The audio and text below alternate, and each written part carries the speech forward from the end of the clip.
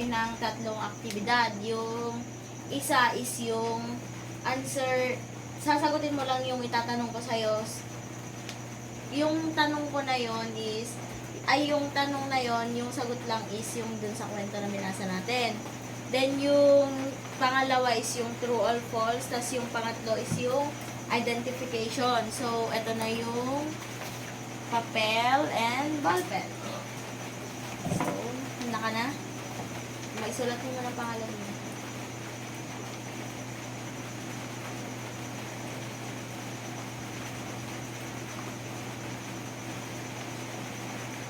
Number 1. Why did the three brothers need to use magic when they reached the river? Mata pwedeng Tagalog yung answer. Pwede yan. Yung dun sa questions na itatagalog natin. Bakit kinailangan ng tatlong magkakapatid na gumamit ng mahika nang marating nila ang ilog?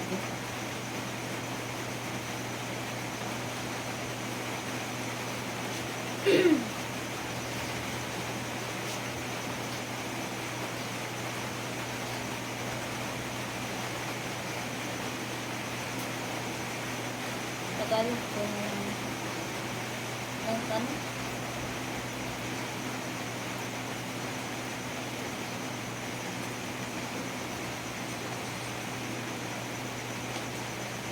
Number 2 na.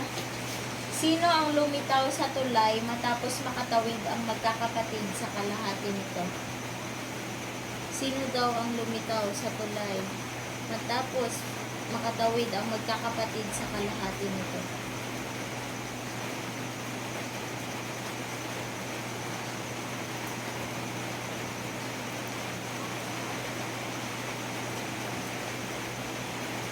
Na. Bakit galit ang kamatayan sa magkakapatid? Bakit daw galit ang kamatayan sa magkakapatid?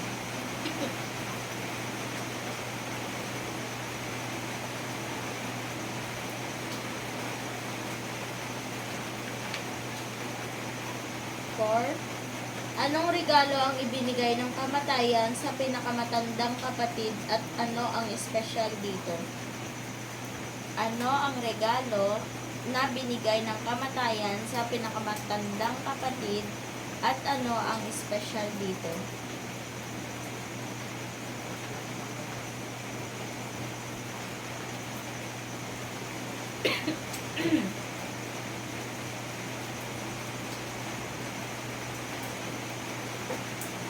Number 5. Ano ang hiniling ng pangalawang kapatid at anong kapangyarihan ang mayroon ang kanyang regalo? Ano ang hiniling ng pangalawang kapatid at anong kapangyarihan ang mayroon ang kanyang regalo?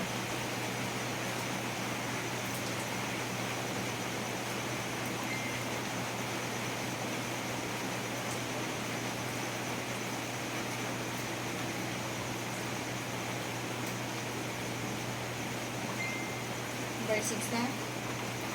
Ano ang hinihiling ng pangatlong kapatid at bakit ibinigay ito sa kanya ng kamatayan ng labag sa kalooban?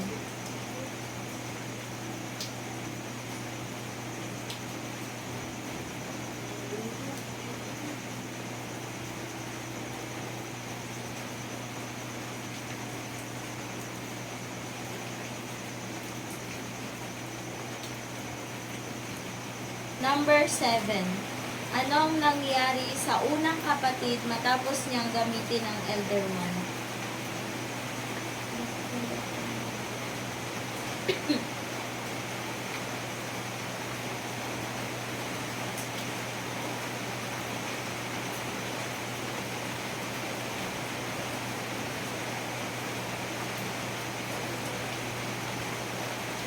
Okay na? Bakit hindi masaya ang pangalawang kapatid sa babaeng binuhay niyang muli?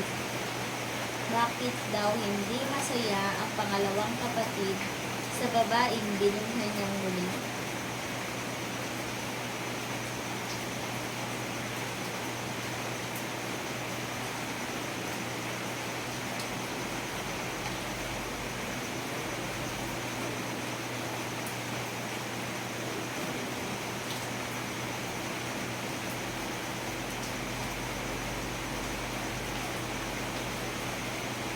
Number 9. Okay ka na dyan sa sagot na. 9. Paano nagawang iwasan ng pangatlong kapatid ang kamatayan sa loob ng maraming taon? Paano daw iniwasan ng pangatlong kapatid ang kamatayan?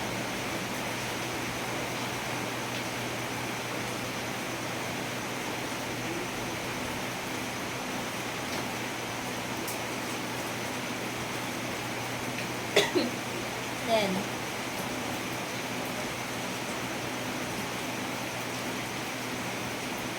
number 10 na. Paano nagwakas ang kwento at anong aral sa tingin mo ang itinuturo nito tungkol sa buhay at kamatayan?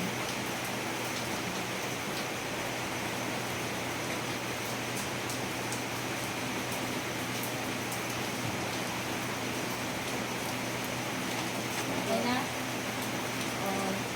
Doon naman tayo sa activity number 2.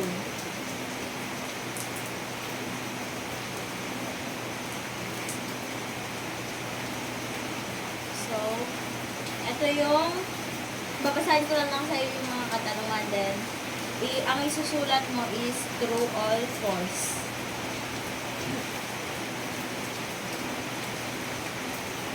So, number 1. The three brothers were traveling along a quiet road at sunset.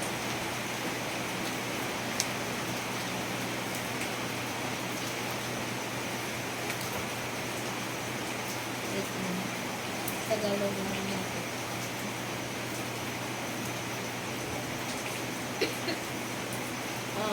Number 1. Ang tatlong magkakapatid ay naglalakbay sa isang tahimik na daan sa paglubog ng araw. Tama or mali? Okay, 19 lang na yun kanina. Yung number 2 is, ang ilog na tagpuan ng magkakapatid ay ligtas at madaling tawirin.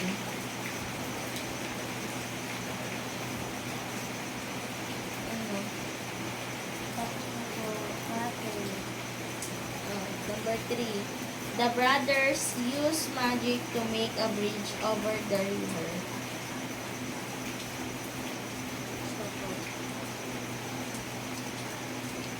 Dad was happy that the brothers escaped the river.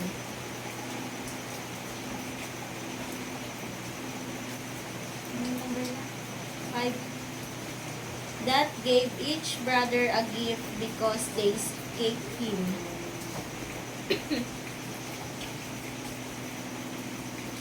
6. The oldest brother asked for a very, very powerful wand. The oldest brother asked for a very powerful wand. 6, 7 na. Death made the elder wand from a branch of an elder tree.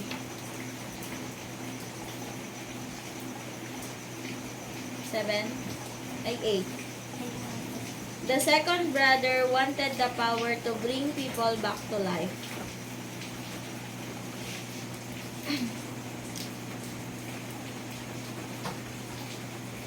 Number 9. That gave the second brother a stone that could bring back the dead. The third brother asked for gold and treasure.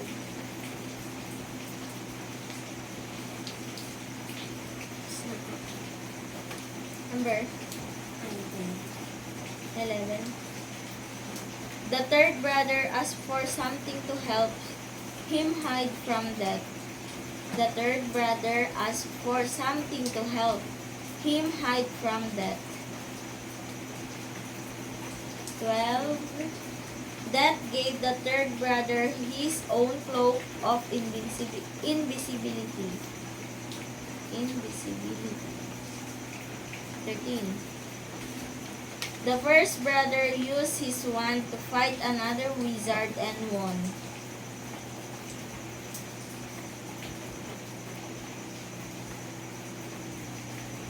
14 na. The first brother was later killed while he was sleeping.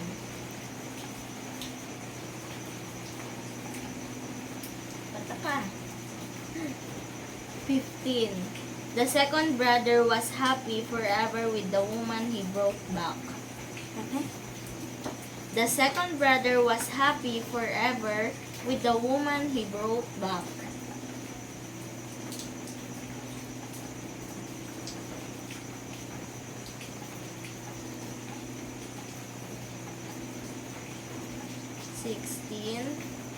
The second brother felt sad and took his own life. Hindi ko maintindihan. Sa Tagalog talaga, number 79, no?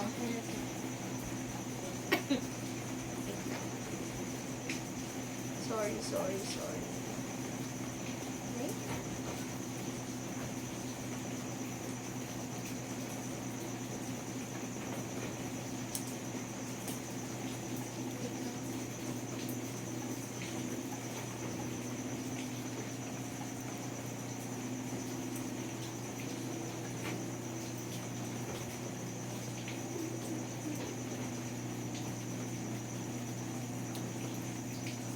Siguro yun na lang in English. 17 na. Tama, Number 17. Natagpuan agad ng kamatayan ang ikatlong kapatid.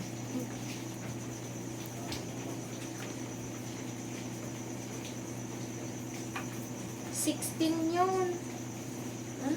16. Ang pangalawang kapatid ay nakaramdam ng lungkot at nagpakamatay. 17 na. Ito, 17. Natagpuan agad ng kamatayan ang ikatlong kapatid. 18. Ang ikatlong kapatid ay nabuhay ng mahaba at masayang buhay. 19 na. Ibinigay ng ikatlong kapatid ang kanyang balabal sa kanyang anak bago siya namatay.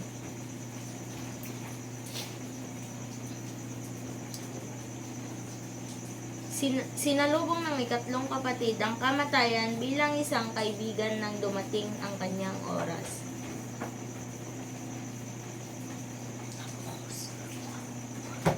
Activity. Matching type na to. So, wait lang.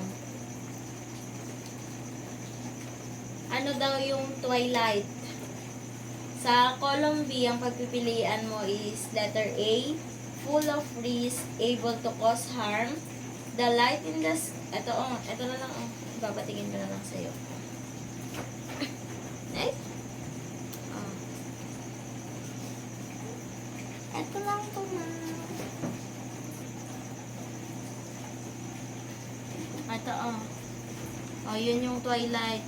Ano daw ang ibig sabihin ng twilight?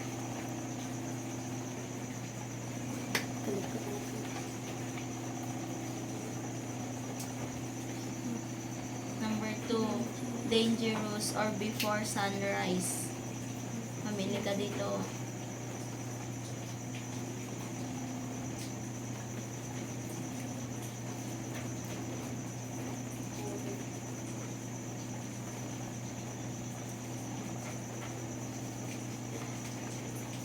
Number 3 to, treacherous.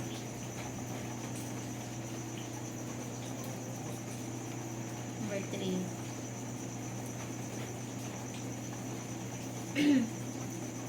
Number 4, conquer, and tricky. Buis, magray ka. Sagutan mo na. Number 5. Humiliate.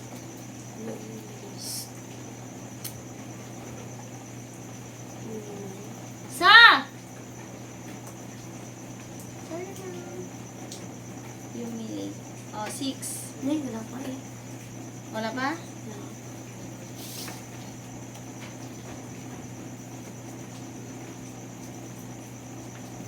Ito rin may ratio. Kaya mo yun. Number ka na. 6. Destination. 6.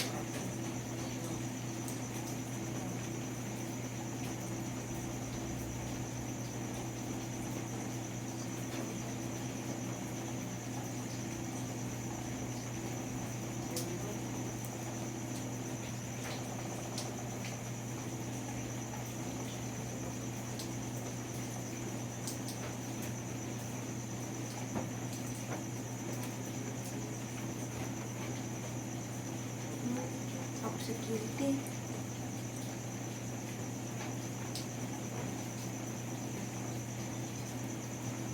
Number ba na? Nandito. 9? Attained daw. Ano daw ang attained? Galing sa kilti.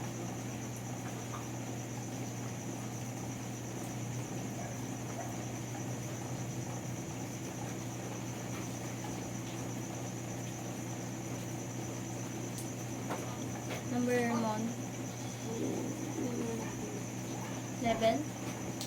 Hello, fashion. Or inappropriate time. Ay, katuloy na gaya matikay ka no dyan. Ah, Katuloy na. Fashion lang, number 11. fashion lang ata. Dili, fashion. Ano na na-operated time? Atuloy kay happening too soon or at an inappropriate time.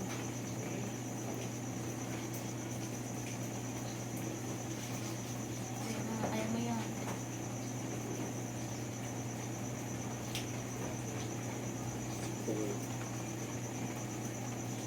Number 12.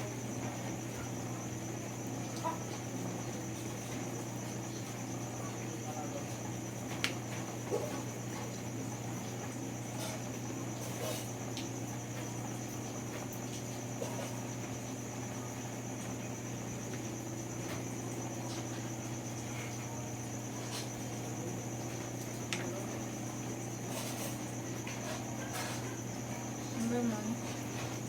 15. Oblong. 16 ka na? 9. Drone daw.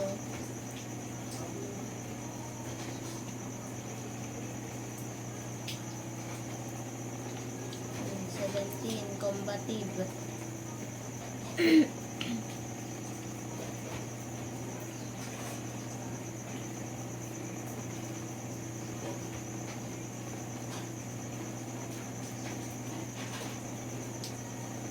Ano natin? Ano? San? Yun. San? Yun. San? Ayun. The state of being Alive. alive or real yan. Siguro. Alive siguro or real.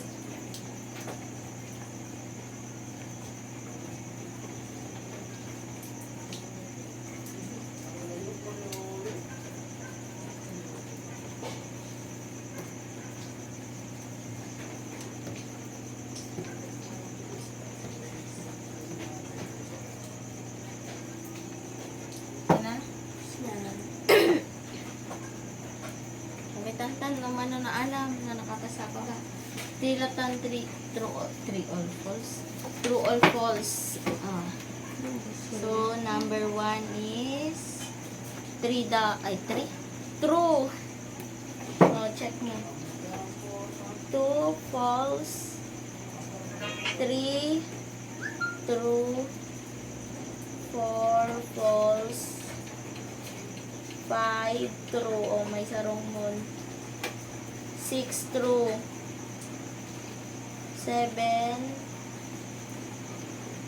7 to 9 true. 10 false. 1. Yung sa gagawin natin. 11, 12, 13, 14 true.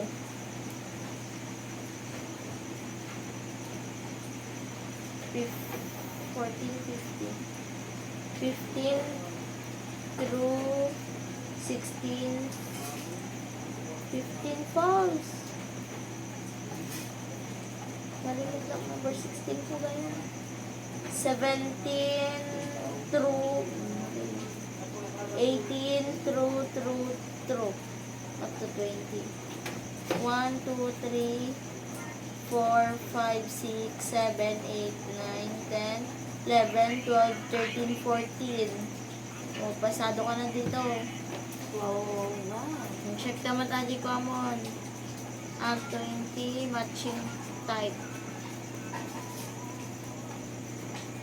O, number 1. Ang sagot B. Number 2, A. Tapos lang ang amin natin yung natakwa. Ay, natamid na pala natin. 3D. 4. Wrong. 5. Wrong. Baliktad. 6. E. Uy, bumabawi. 7. H. 8. G. 9. I. IJ. Wrong. 10. Baliktad mo na. Bubrang high. 11. L. 12. K. 13. 14. M. N. 15. O. 16. P. 17. Q. 18. R. 19. S. and T. Pauglaingan. Puro pasadoan. Sa tuloy naman po yan.